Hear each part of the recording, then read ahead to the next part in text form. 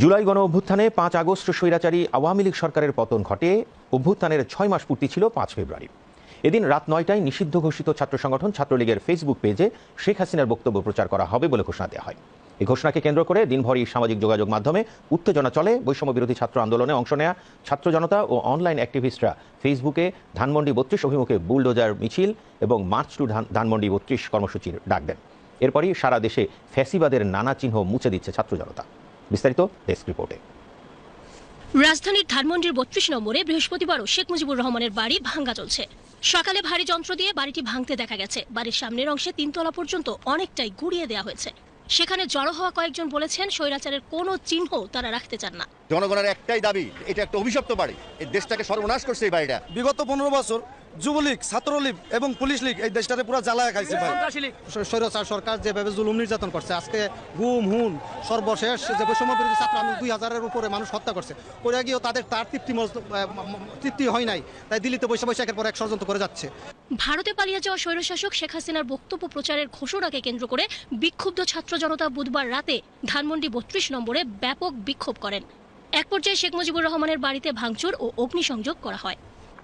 ৩২ নম্বরের বাড়ি ভাঙ্গা ছাড়াও গত রাতে ধানমন্ডির ৫A-তে অবস্থিত শেখ হাসিনার বাড়ি সুধা সদনেও আগুন দেওয়া হয়। ভাঙচুর হবে এদেশের মানুষ, এটা সাধারণ মানুষের ক্ষোভ, এটা কারো রাজনৈতিক ব্যক্তিগত নয়।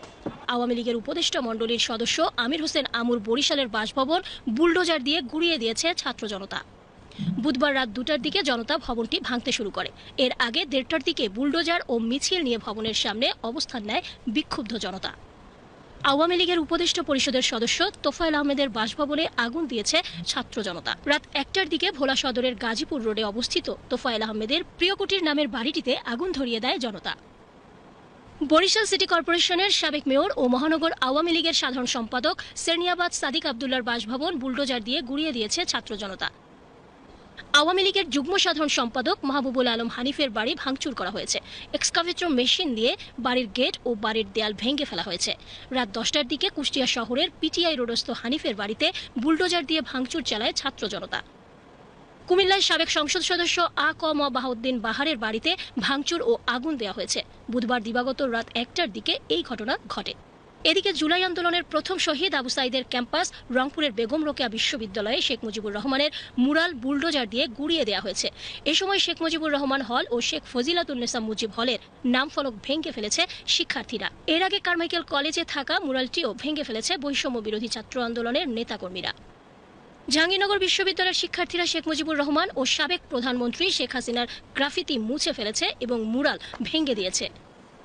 খুলনা বিশ্ববিদ্যালয়ে শেখ মুজিবের মুরাল বুলডোজার দিয়ে গুড়িয়ে দিয়েছে সাধারণ শিক্ষার্থীরা। এদিকে একই দিনই খুলনার শেখ বাড়ি বুলডোজার দিয়ে গুড়িয়ে দিয়েছে ছাত্র জনতা। বাড়িটি বাগেরহাট ১ আসনের সাবেক সংসদ সদস্য শেখ হেলাল উদ্দিন ও খুলনা ২ আসনের সাবেক সংসদ সদস্য শেখ সালাহুদ্দিন জুয়েলের। রাজশাহী বিশ্ববিদ্যালয়ের শেখ পরিবারের সদস্য ও আওয়ামী লীগের নেতার নামে থাকা সকল স্থাপনার নাম ফলক, গ্রাফিতি ও দেয়াল লিখন মুছে দিতে বিক্ষোভ করেছেন শিক্ষার্থীরা। রাত ৯টার দিকে বিশ্ববিদ্যালয়ের শহীদ শামসুজ্জোহা চত্বর